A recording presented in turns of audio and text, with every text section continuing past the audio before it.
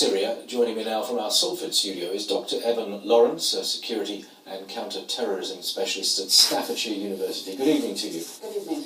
What's your reaction to this story? Well, I don't think it comes as a surprise that we see more young people going down. The draw is quite dramatic at this point, and we don't have any kind of programs in place that are dealing with it. None at all?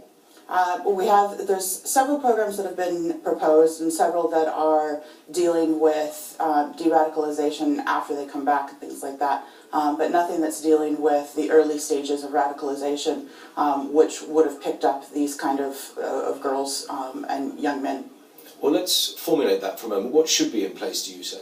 Well, I think we need a program where we've got schools and teachers, community members, imams, social workers, everyone working as a whole with the community to see and stop the signs of radicalization before they get started. You're looking for things such as changes in the way that they dress, giving away belongings, dealing with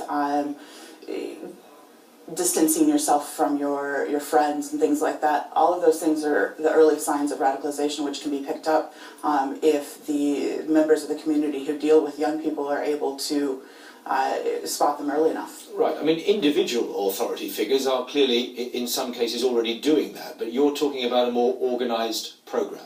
Yeah, absolutely. I think we need, as a government and as the West in general, need to look at a different way of viewing radicalization.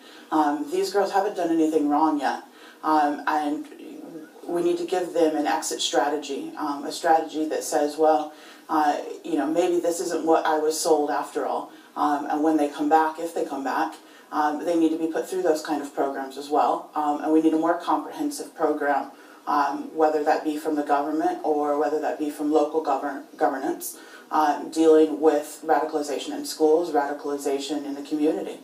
They are, as far as we know now, in Turkey. Yeah. What do you think would be the most effective message that could reach them now to try and discourage them from going any further?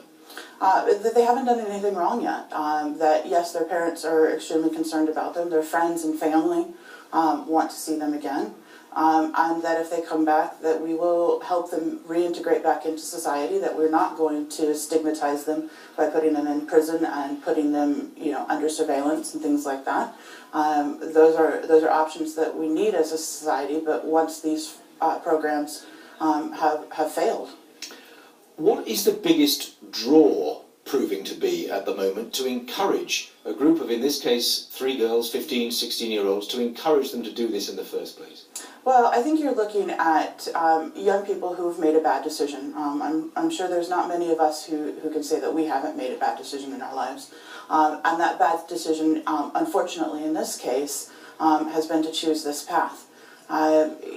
It's very easy to see how you can get to this point when you have fights with your family, when maybe school's not going so well, when you've broken up with a boyfriend. All of these kind of things play into why someone radicalizes, and family trauma and trauma within the community, low-level racism on a daily basis. Those kind of things play a big role, and it certainly would have played into these girls as well.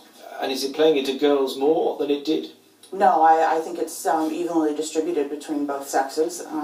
That you find all kinds of different things. I'm sure we've all been there. Having a fight with your family or a boyfriend or girlfriend can be, and especially at 15 and 16, can seem like the worst thing in the world to happen to you. Well, we shall see what happens to these 3. Thank you very much for coming on, Dr. Evan Lawrence there in Salford.